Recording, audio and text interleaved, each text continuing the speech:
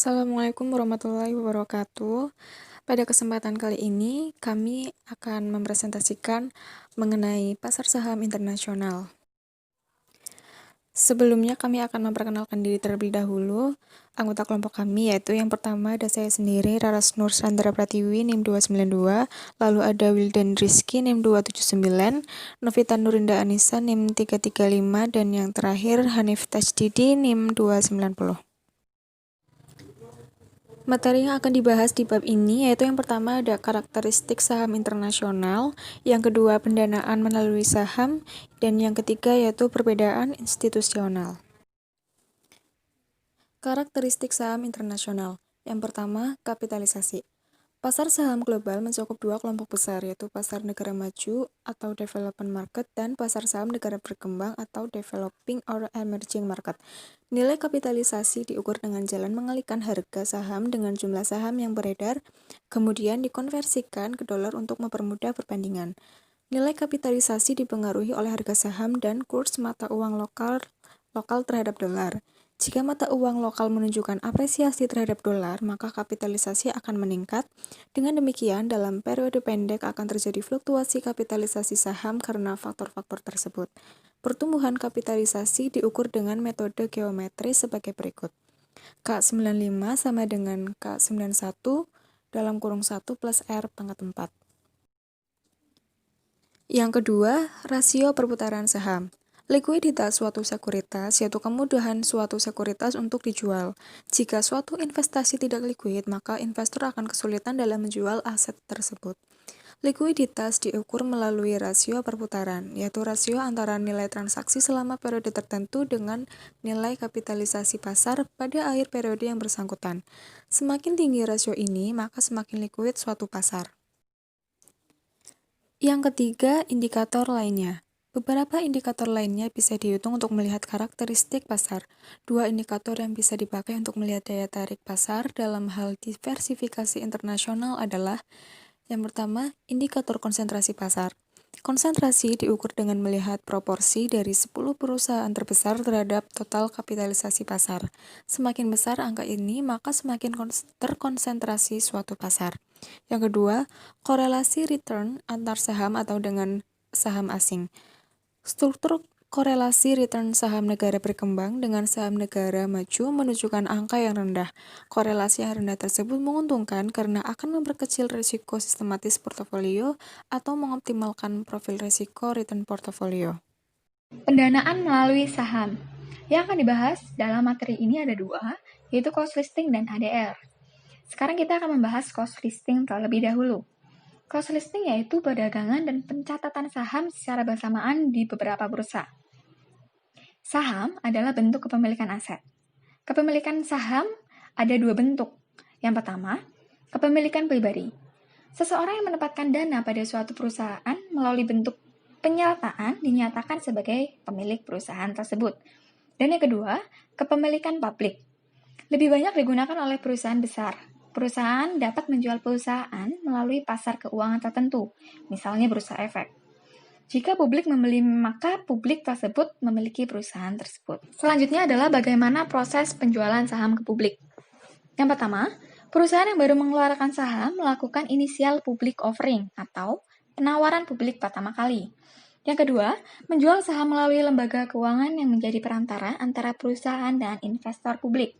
Yang ketiga, lembaga keuangan menjual saham ke publik. Yang keempat, setelah terjual, saham dicatatkan di bursa keuangan. Yang kelima, saham memasuki pasar sekunder, harganya bisa berubah-ubah. 6. Pasar sekunder membuat saham menjadi liquid. Perusahaan multinasional ataupun perusahaan domestik bisa memperoleh dana dari investor luar negeri dengan menjual sahamnya di bursa luar negeri. Penjualan tersebut dapat bersamaan dengan penjualan saham perusahaan di bursa domestik. Inilah yang disebut dengan cost listing, yaitu pencatatan saham secara bersama-sama di beberapa bursa. Perolehan dana dari bursa luar negeri memiliki beberapa keuntungan antara lain, meningkatkan reputasi perusahaan sehingga menaikkan permintaan. Kedua, meningkatkan basis investor sehingga menaikkan likuiditas. 3. Meningkatkan reputasi dan pengenalan perusahaan di mata investor asing. 4. Menetapkan basis untuk tujuan strategis. 5. Dana luar negeri adalah keharusan untuk perusahaan dari negeri kecil. 6. Menurunkan kerawanan terhadap resiko politik. Setelah kita selesai membahas cost listing, yang selanjutnya kita akan bahas adalah ADR, American Depository Receipt. ADR merupakan surat berharga yang mewakili saham asing yang diperjualbelikan di pasar modal Amerika Serikat. Keuntungannya yaitu 1. Denominasi dalam dolar. 2. Dividen langsung dikonversikan ke dolar. 3. Proses transaksi perdagangan ADR lebih efisien. 4. Dapat diperjualbelikan seperti saham. 5. Atas nama, bukan atas unjuk, sehingga ADR akan lebih aman. 6. Memiliki manfaat dalam pembentukan portofolio. ADR bisa berbentuk sponsored dan unsponsored. ADR dengan bentuk sponsor yaitu ADR yang diciptakan oleh bank atas permintaan suatu perusahaan asing yang mengeluarkan saham domestik. Biaya pembuatan ADR ini ditanggung perusahaan yang mengeluarkan saham. Sedangkan ADR dengan bentuk unsponsored diciptakan karena ada permintaan dari investor terhadap saham luar negeri, meskipun perusahaan yang mengeluarkan tidak meminta dibuatkan. Pembuatan ADR ini dibiayai oleh investor. Poin D yaitu perbedaan institusional. Pertama, jenis transaksi. Dibagi menjadi dua macam, market order dan limit order. Market order didasarkan pada harga pasar, sedangkan limit order harganya didasarkan di luar harga pasar. Selanjutnya, pelaku dalam pasar keuangan ada dua, dealer dan broker. Dealer melakukan transaksi atas nama dia sendiri dan memperoleh keuntungan dari selisih kurs jual dengan beli. Sedangkan broker menjalankan transaksi atas nama klien atau pelanggannya dan memperoleh keuntungan dari komisi transaksi. Selanjutnya, desain perdagangan. Ada dua juga, yaitu desain dealer dan desain agen. Dalam desain dealer, broker menjalankan order dari pembeli atau penjual saham melalui dealer, melakukan jual beli berdasarkan kurs yang sudah ditetapkan. Yang kedua, desain agen. Broker mempertemukan order dari kliennya dengan order publik lainnya. Ya, selanjutnya ada PPT artikel pasar saham internasional yang berjudul The Performance of American Depository Receipts, an Industry Analysis oleh Alma D. Hale dan Dave O. Jackson dari University of Texas Pan American. Yang pertama ada pendahuluan. Sejak pertengahan 1980-an, investor Amerika Serikat telah mencari di seluruh negara berbatasan untuk mengambil keuntungan dari peluang baru untuk pertumbuhan modal dan untuk menambahkan elemen diversifikasi geografis ke portofolio mereka dengan berinvestasi di sekuritas internasional. Dibandingkan dengan mekanisme investasi lintas batas yang kerap kompleks dan mahal, seorang American Depository Receipt atau ADR menawarkan jalan yang nyaman dan mudah digunakan untuk menambah eksposur global untuk portofolio Amerika Serikat. Salah satu alasan bagus bagi orang Amerika untuk meningkatkan kepemilikan mereka atas ekuitas asing adalah pengurangan risiko. Sama seperti memegang berbagai saham di industri yang berbeda, berkurang volatilitas dan risiko dalam portofolio ekuitas hanya dalam negeri. Diversifikasi di seluruh negara dan kawasan memberi investor perlindungan serupa.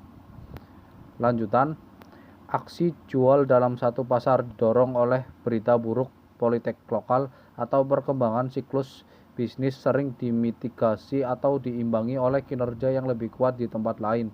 Memperlancar pasang surut dalam nilai portofolio yang beragam secara geografis, iklan ini mempromosikan ADR sebagai cara mudah untuk mencapai internasional diversifikasi, sementara juga mengisyaratkan potensi manfaat diversifikasi dengan menyebarkan risiko industri. Banyak penelitian telah menganalisis kapasitas ADR untuk menyediakan internasional manfaat diversifikasi, namun kinerja industri dari portofolio ADR belum diberikan banyak perhatian, karena diversifikasi industri juga terbukti penting komponen dalam mitigasi risiko. Ya, selanjutnya akan dibawakan oleh Mas Wildan. Selanjutnya pembahasan. ADR adalah sertifikat yang dapat dinegosiasikan atau instrumen keuangan yang menyediakan bagi investor AS hak kepemilikan atas saham di negara asing. ADR individu dapat mewakili jumlah saham biasa atau sebagian kecil dari saham yang mendasarinya. Penciptaan sebuah ADR terjadi ketika bank penyimpanan yang menyimpan surat berharga yang mendasarinya di negara mereka asal mengeluarkan sertifikat yang bisa dinegosiasikan disebut ADR. Tujuannya utama ADR adalah untuk menyederhanakan proses diversifikasi internasional bagi kami investor, meningkatkan sekuliditas dan dengan demikian mengurangi biaya, serta menyediakan akses ke pasar AS untuk perusahaan di luar negeri. ADR membayar dividen dalam dolar dan memberitahukan tindakan korporasi dikeluarkan dan dalam bahasa Inggris dengan mengaktifkan perusahaan untuk memanfaatkan pasar ekuitas AS. ADR menawarkan jalan tambahan untuk meningkatkan modal seringkali dengan biaya yang sangat kompetitif. Lanjutan program ADR dapat merangsang minat investor, meningkatkan visibilitas perusahaan, memperluas basis pemegangan saham, dan meningkatkan likuiditas. 4 tingkat ADR sudah tersedia, namun penelitian ini hanya mempertimbangkan level 2 dan level 3 ADRS, yaitu hanya mereka yang berdagang di bursa saham utama seperti NYSE atau pertukaran NASDA Q3. ADR tingkat 2 menggunakan saham yang ada untuk memenuhi permintaan investor untuk orang asing ekuitas, sementara level 2 adalah penawaran umum saham baru di pasar AS. Selanjutnya hasil hipotesis 1. Kinerja harga saham ADR bervariasi di berbagai industri, masih didukung. Secara keseluruhan tampak bahwa seseorang investor berusaha untuk memaksimalkan keuntungan dalam negeri dan industri ADR yang akan memilih ADR berikutnya: perangkat lunak, telekomunikasi, internet, otomotif, farmasi, maskapai penerbangan, dan pertambangan. Di dalam negeri, perwakilan kami investor harus memegang yang berikut: semikonduktor, elektronik, asuransi, media perbankan, makanan, listrik, minuman, dan minyak atau gas. Sekali lagi, hasil ini konsisten dengan hasil sampel periode panjang, tapi mencakup lebih banyak industri yang tidak muncul sebelumnya.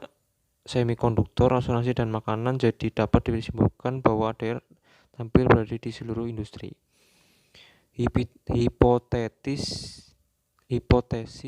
2. Kinerja harga saham industri berbeda antara ADR dan portofolio domestik, masih didukung. Perbedaan lebih jelas pada sampel 2000-2005 daripada dalam sampel 1995 sampai 2005 karena industri ini menunjukkan pengembalian bulanan rata-rata negatif. Lebih jauh, industri yang baru dalam sampel menunjukkan pola kinerja yang berbeda tergantung pada apakah yang itu saham dalam negeri atau ADR. Pertimbangkan dukungan lebih lanjut untuk hipotesis. Berikutnya kesimpulan. Tujuan dari penelitian ini adalah untuk menguji perbedaan kinerja ADR berdasarkan industri dan apakah dan sejauh mana portofolio industri ADR berkinerja berbeda dari domestik portofolio industri. Temuan menunjukkan bahwa ADR tidak secara signifikan mengunggul domestik ekuitas dalam hal pengembalian bulanan rata-rata mentah. Namun risiko tersebut terkait dengan industri ADR portofolio berbeda dengan yang terkait dengan ekuitas domestik. Ini konsisten dengan sebelumnya. Keteraturan yang menemukan bahwa ADR adalah kendaraan yang efektif untuk diverifikasi oleh resiko internasional mitigasi. Perhitungan rasio imbalan terhadap resiko menunjukkan bahwa agen mengoptimalkan akan berinvestasi industri tersebut di dalam negeri. Semikonduktor, elektronik, asuransi, media, perbankan, makanan, listrik, minuman, dan minyak atau gas. Namun, agen ini juga ingin menahan sebagai dari pemiliknya investasi dalam bentuk ADR dalam industri berikut: perangkat lunak, telekomunikasi, internet, otomotif, farmasi, maskapai penerbangan, dan pertambangan. Namun kesimpulan awal adalah bahwa agen pengoptimal harus mempertimbangkan kelompok industri ketika membuat keputusan alokasi portofolionya antara American Depository Receipts dan ekuitas domestik. Sekian presentasi dari kami. Jika ada kata yang kurang berkenan, kami mohon maaf. Kami mengucapkan terima kasih. Wassalamualaikum warahmatullahi wabarakatuh.